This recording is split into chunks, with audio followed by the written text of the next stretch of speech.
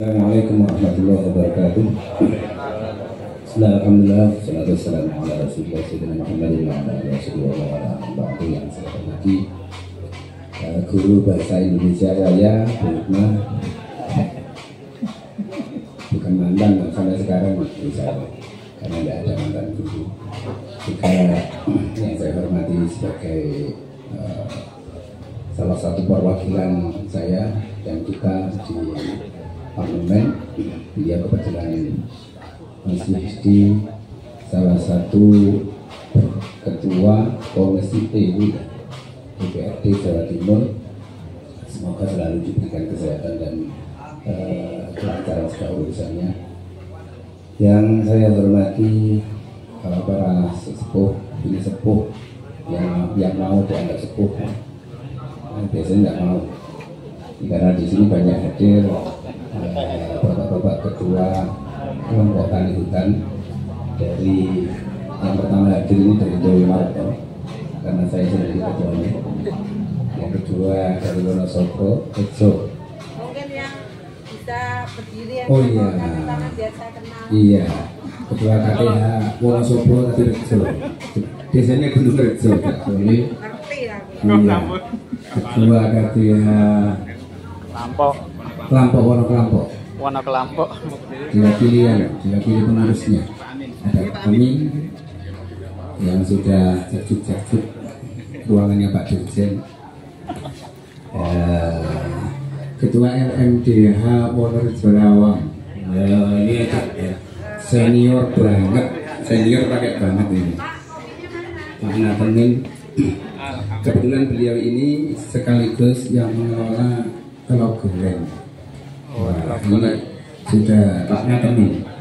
Beliau ini tidak usah ditanya lagi track record, tidak usah ditanya, langsung dibuktikan saja hasil kerjanya dan timnya di sana yang memang benar-benar sudah menguasai Medan, dan bukan hanya Medan ya, Medan dan administrasinya sudah melontok benar.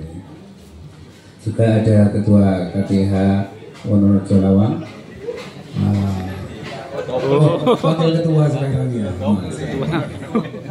Tuhan Sari yang viral ini. Ada lagi yang belum mumpung di absen ini, semua saya sebut ini. Potongan Sari. Oh, Kak Fitzi. Oh iya. Ada dari Telogorejo Bu di sini. Telogorejo Lawang. Bukan Telogorejo.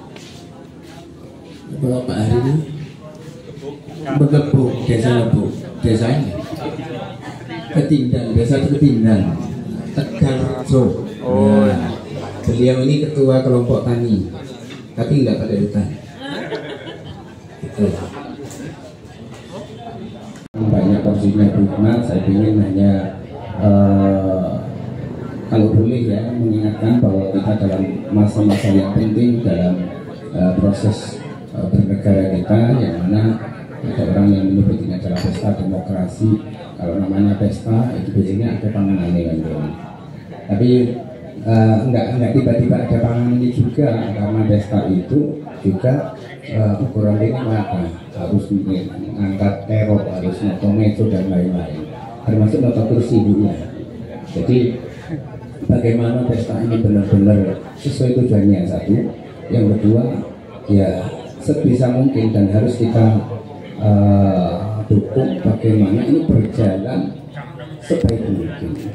Nah, alhamdulillah kita bisa langsung interaksi dengan pihak-pihak yang berkompeten, pihak-pihak yang langsung terjun di bidang yang sekarang maupun nanti akan berlangsung di negara kita, di sistem demokrasi kita, seperti hadirnya Bu Hikmah di sini.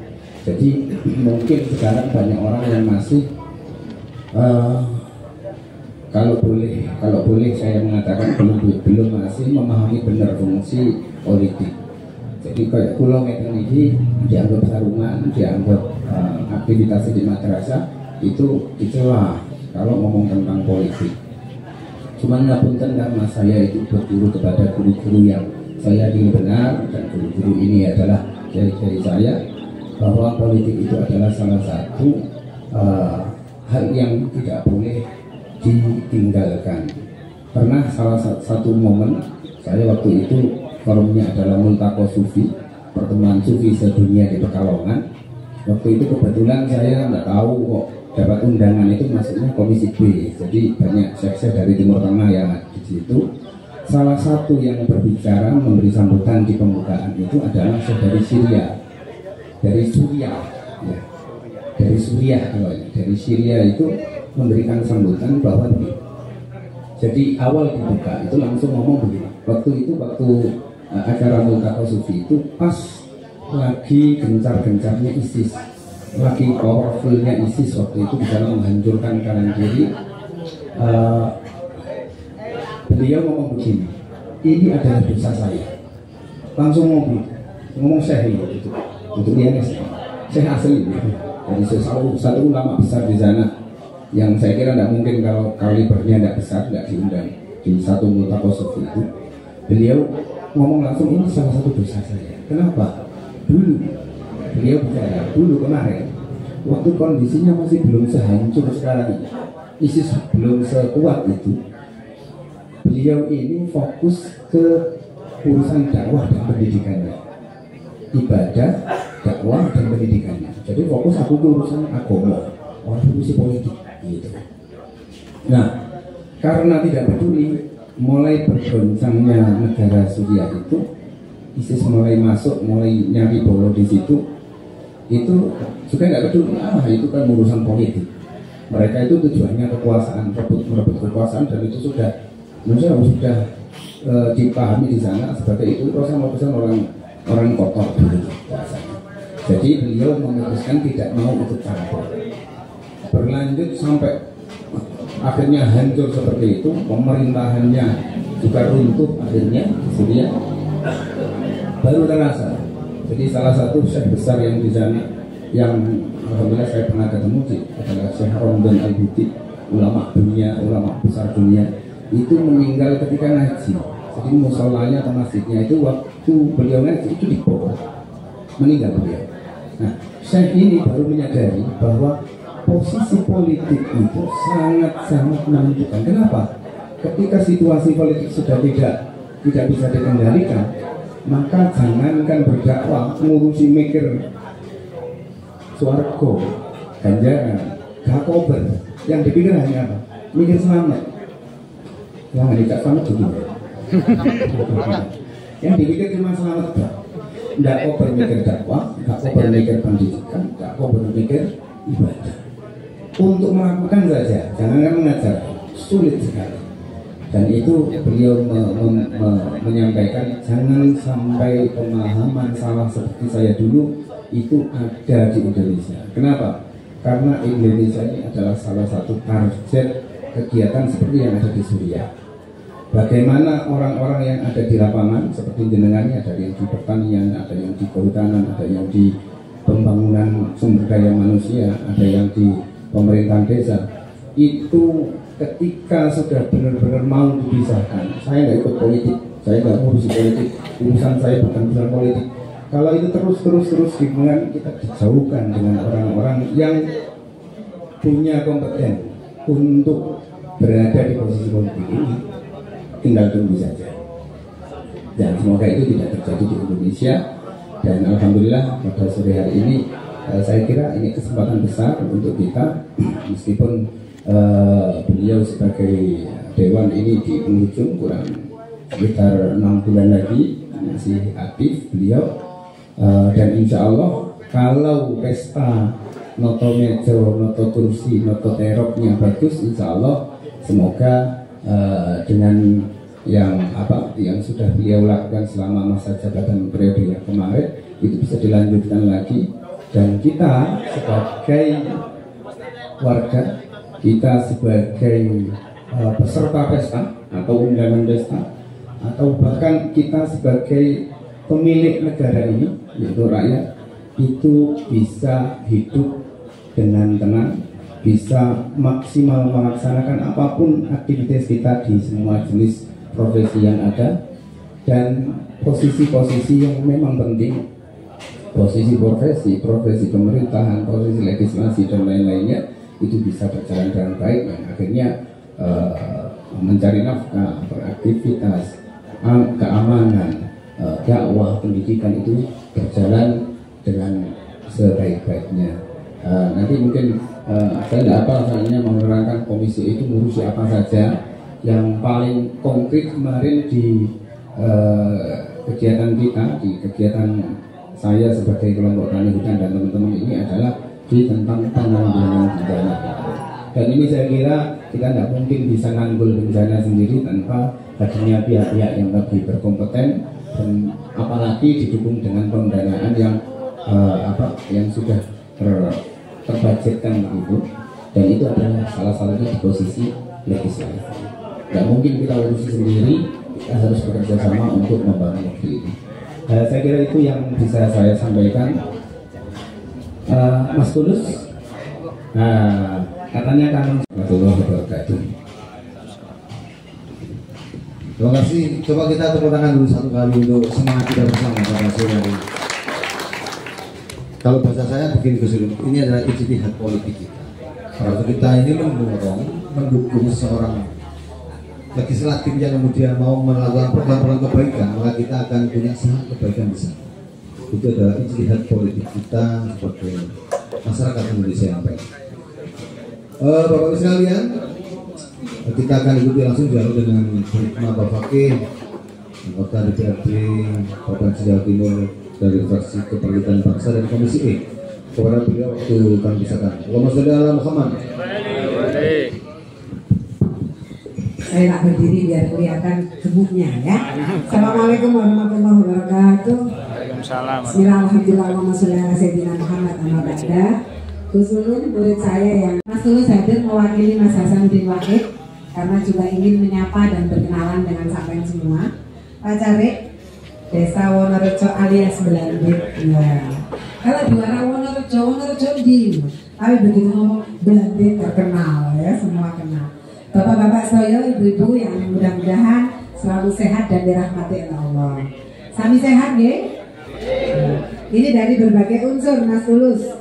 Mas Tulus tadi tidak ngikuti dari awal karena masih ngurusi banyak hal. Tadi diperkenalkan beberapa dari kawan-kawan ini adalah KTH. Yang KTH itu ada dari Wonorejo, Singosari, Toyomarto, Gunung Rejo, Wonorejo Lawang, ada Pak Ngadimin yang tokoh utamanya, beliau sesepuh kita semua. Ada yang KTH Kelampok, itu 5 DH. Lalu ada yang dari perwakilan RT berapa yang saya bangun di Toyomarto itu di jalannya. RT 5, mana yang wakilnya RT 5? Mana yang ketua Pokmasnya mana? Oh masih kerja, ketua Pokmas juga hadir. Oh iya, ada yang perwakilan. Kok lek gatel kok aku malah nyanyi rek. RT 5 tek lagu lawas ya. Kemudian ada yang dari Pentungan Sari mewakili Bumdes Arjuno namanya ya. Ya, yang insya Allah tahun ini cair. Lek gak 350 400 lah. Alhamdulillah. Segera setelah ini proses survei dan sebagainya. Bapak yang mewakili apa itu? Oh iya, terima kasih Bapak, terima kasih saudaraku, alhamdulillah. Saya senang bisa berkumpul begini karena permintaannya sebetulnya saya datang, gitu ya. Pak RW, Pak RT yang saya bangun jalan di RT berapa itu minta saya datang ke sana, yuk Bu Hikmah selamatan, gitu ya. Kemudian yang Belandit ya Pak Cari ya, sampai Pak Cari datang ke rumah. Kapan Bu Hikmah ikut datang melihat jalan, begitu. Tapi sampai detik-detik terakhir, saya memang Singosari wis percaya sampean kabeh. Saya hampir tidak pernah turun di Singosari. Karena percaya sampean, percaya tim saya banyak turun di Kota Malang karena periode kemarin saya nggak banyak turun. Kemudian juga di Malang Selatan. Daerah-daerah baru yang 5 tahun lalu ketika perolehan suara saya 67.000 suara, nomor 2 setelah Bu Untari, tapi Bu Untari 100.000 lebih, saya nomor 2-nya cuma 67.000 suara. Itu basis saya termasuk Singosari. Suara cukup banyak saya juga diperoleh dari Singosari. Karenanya tim di Singosari saya pikir sudah cukup solid. Bapak-bapak semua insya Allah selalu mendoakan.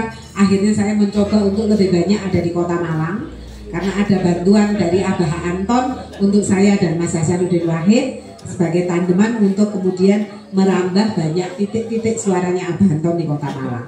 Lalu juga di Malang Selatan. Ternyata sak Malang Raya itu gak sederhana, Bang.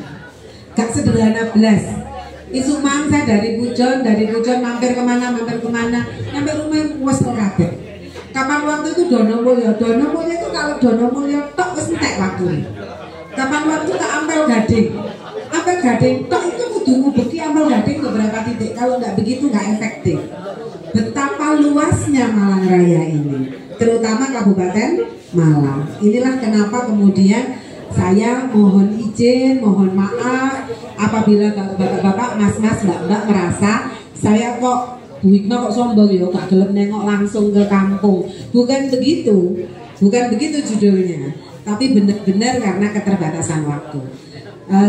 Sekalipun di rekayasa sedemikian rupa pun jadwal itu susah gitu. Pergerakan jadwal ini sudah sangat padat, masih ditambah lagi tugas-tugas kepartaian karena kami juga punya paslon yang sedang berlaga. Karena saya ini pengurus partai, apalagi Mas Hasanuddin Wahid itu sekjen partai, kami tidak leluasa untuk terus-menerus berada di dapil. Itu juga persoalan yang kami alami. Bapak Ibu Stoyo, saya mau kenalkan dulu Mas Tulus. Mas Tulus silakan berdiri sebentar biar kelihatan gantengnya. Nah ini Mas Tulus ya. Mas Tulus hadir menyampaikan salamnya sekjen saya, Mas Hasanuddin Wahid. Orang lebih mengenalnya sebagai Cak Udin. Berapa rumah yang dibedah di Toyo Marto waktu itu? Ayo, wong Toyo Marto seiling enggak? Rumah berapa yang dibedah oleh? Iya, puluhan rumah. 20 atau 40? Yang sampean pegang 20. Wis oleh piro bitinge Gus Hasan dan Riko?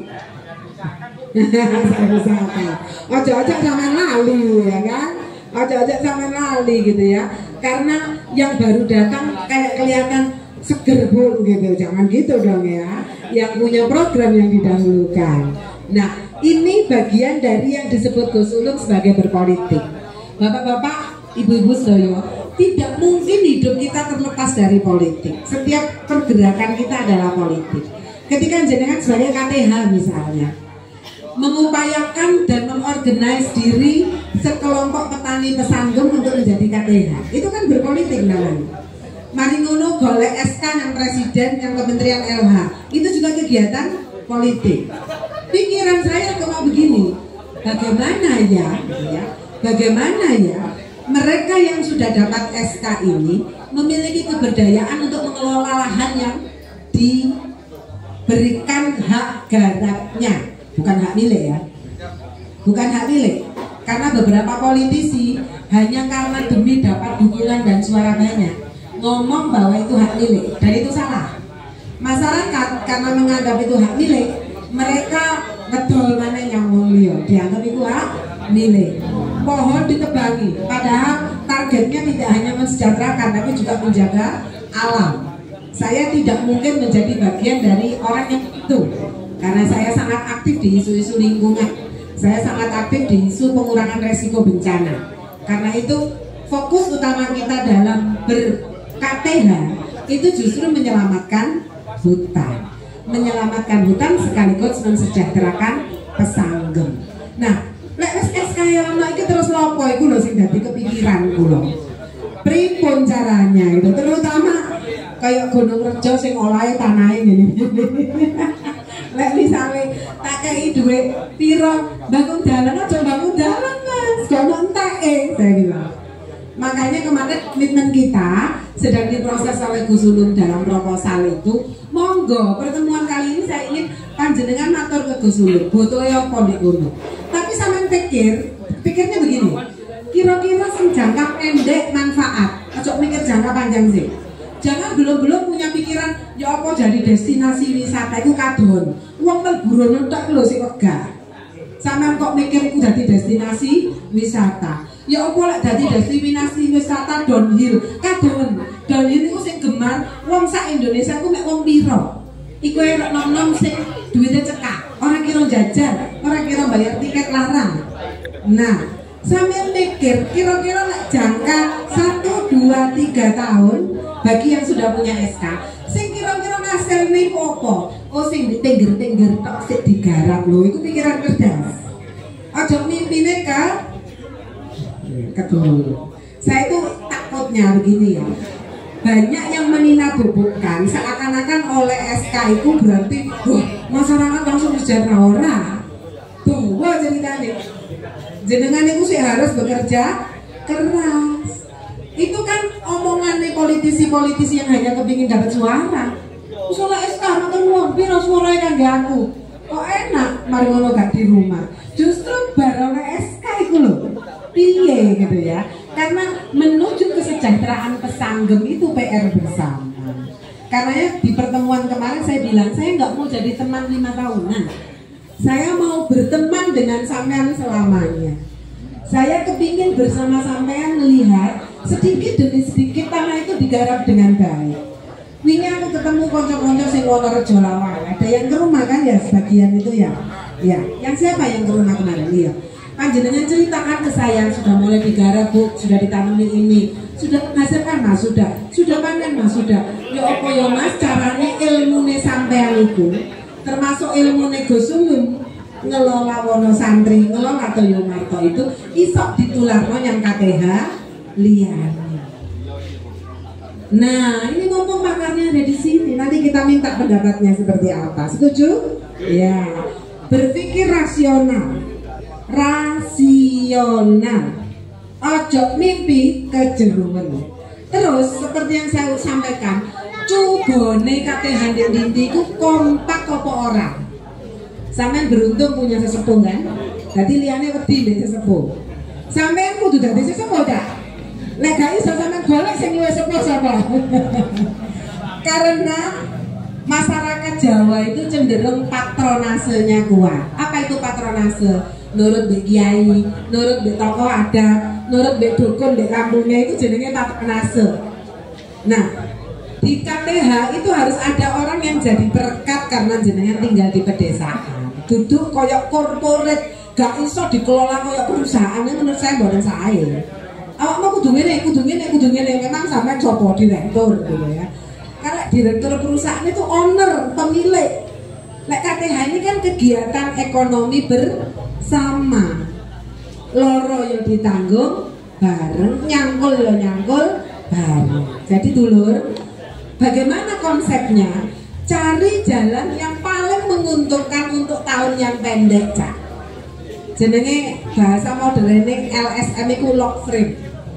Gawe lock frame, logical framework. Apa itu maksudnya? Gawe rencana kerja sing masuk akal. Lek tak lakoni setahun iki kira-kira lek tak tanduri apa ya sing hasil. Hingga hasilnya meneh iso digawe ngene, gawe ngene. Nyicil kemudian membangun makadam, membangun begitu. Jangan ono duit sak meneh makadam kabeh, mari ngono ndak lopo-lopo. Bayangkan misalnya hanya untuk cangkul aja nggak punya misalnya. Nah, Mas Tulus, aksesnya Mas Hasanuddin Wahid untuk Al-Sintan ini luar biasa. Kalau saya nyarikan nggak bisa banyak. Tapi kalau sekjen yang nyarikan, wong sekjen itu diwedeni anggota dewan liyane.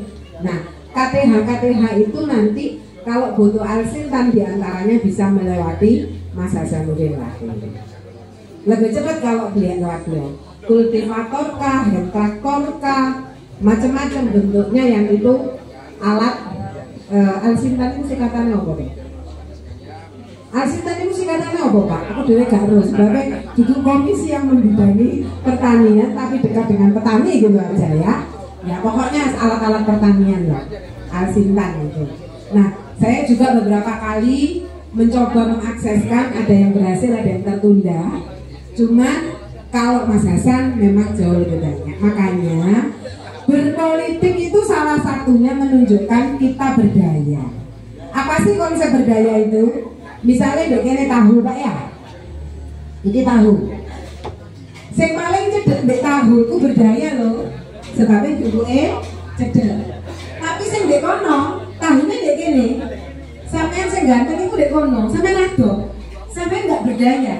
Kalau sumber daya strategis itu di sini, sampeyan jauh, itu namanya sampeyan tidak berdaya. Sumber daya strategis itu bisa apa saja, bisa ekonomi, bisa non ekonomi. Saya bahas yang non ekonomi dulu. Non ekonomi itu apa misalnya? Nama baik, status sosial. Oh sampean sinten? Oh kula niki sing mambu-mambu kali Pak Lurah. Nah, wong kampung biasa ngono ya. Kula teng kampung ku ndek ndi kabeh ngomong mambu-mambu ambek Pak Lurah. Mambu apa tak pikir. Itu kebanggaan. Itu status sosial. Itu sumber daya strategis non ekonomi. Tapi yang ekonomi apa? Yang ekonomi ya ekonomi. Ya sesuatu yang bernilai ekonomi. Itu sumber daya strategis juga. Sampean karena kenal saya lalu bisa mengakses program lewat saya, itu namanya sangat berdaya. Karena dekat dengan salah satu sumber daya strategis, bukan satu-satunya. Banyak kawan-kawan lain yang juga bisa bantu sampean dan silakan diakses. Siapapun itu silakan diakses. Karena pada dasarnya anggota dewan manapun itu adalah wakil panjenengan.